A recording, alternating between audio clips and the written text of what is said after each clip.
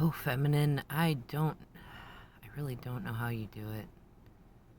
You, somehow you bring out the inner child in me, the parts of me that I thought were long gone, to be honest. I thought that I don't know, I guess I had to grow up so fast when I was young to protect myself, to keep from thinking about the things that happened that I guess I thought that I didn't have my little masculine anymore. But I do, and you are the only one I've ever known to bring that out in me. You did it when we met, and each time after that. And I still remember so many fights we had where I was demanding you stop being so childish. And I remember after those fights kicking myself because that's part of what I love about you so much. You make me feel so young. No matter how old I get, no matter how many times I say, I'm such and such years old, I'm 35 years old, I'm 38 years old, I'm 40 years old, I'm 42 years old. I feel like I will probably be saying that when I'm 70. I'm 70 years old, feminine. We must stop being children now. And I know you'll be sitting there sticking your tongue out at me, saying, nanny, nanny, boo boo. No, we're going to keep playing. And I hope at least by then that I have learned to let go of this adult masculine that I somehow got a hold of and thought that needed to be me, that needed to be in control. I could see now it's ego, it's fear, and it's completely absurd. You know, I laughed even because I've watched you go through this separation, and I thought what you were doing was absurdity.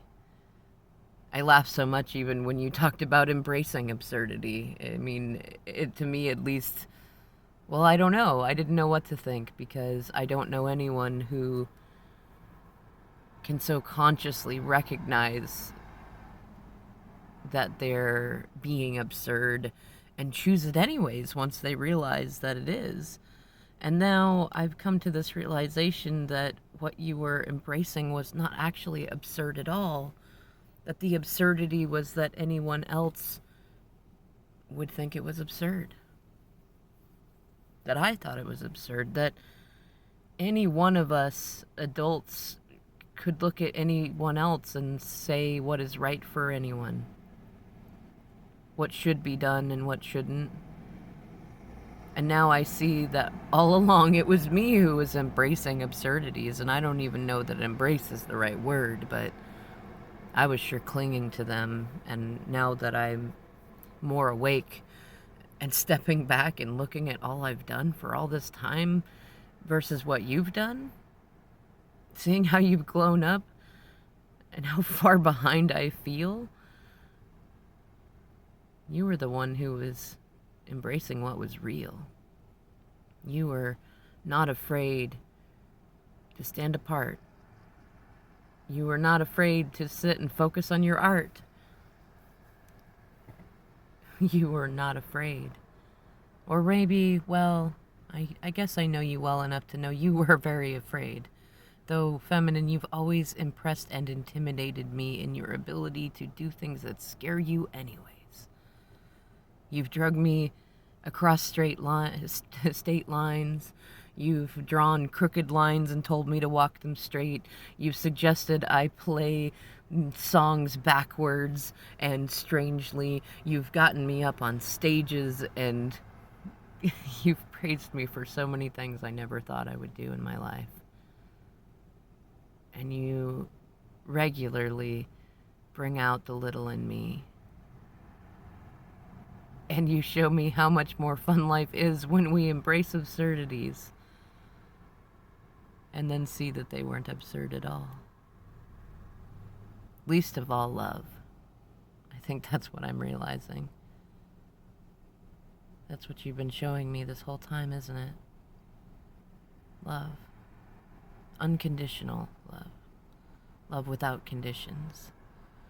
Love that doesn't care about distance or time. Love that doesn't care if I go out of my mind for a while.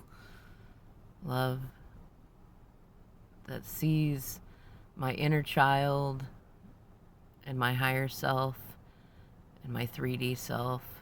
I don't know. I don't quite understand all of the stuff that you talk about. I really don't. But I feel like I'm starting to. And to be honest, I don't feel like I can fight you any longer. And what I find most absurd about that is that you are not doing anything to me other than what feels like. Sometimes I feel like I'm a toddler and my my mother is holding up a cookie from across the room trying to get me to walk, and I've been stubborn and trying to crawl, and so she puts it on a tall table and walks over towards a window pretending like she's not looking and allows me to crawl until I must walk and come over and get the cookie, and then praises me and says, "Look at you, looky looky."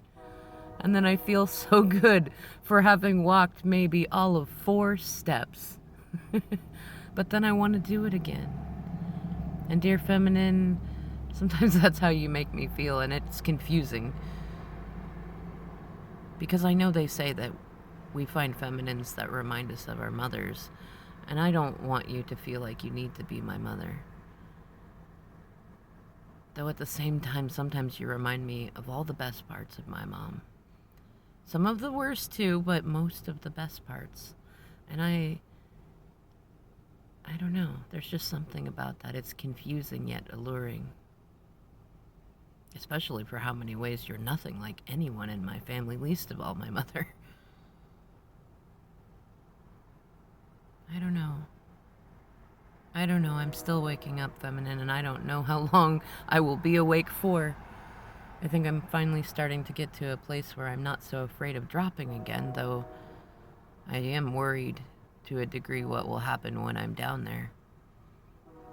Though I feel like somehow you've reached me to a certain degree, like a train whistle in the background that I always hear no matter how deep I go. Like my inner child in there saying, "Don't worry, feminine is there. She knows you. You're just being a silly old bear." And somehow that keeps me grounded. But then when I come out, I laugh at myself because I see that when I thought I was being most adult and responsible and such, that I was actually being the biggest child of all, and not in any of the fun ways, not in any of the rewarding ways, not in any of the ways that made me love myself or come out of my shell.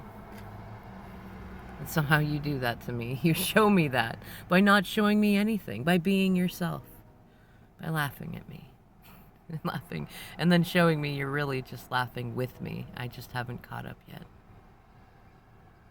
Oh, dear feminine, I still don't understand all of it, but I think I'm beginning to. Thank you so much for just being you.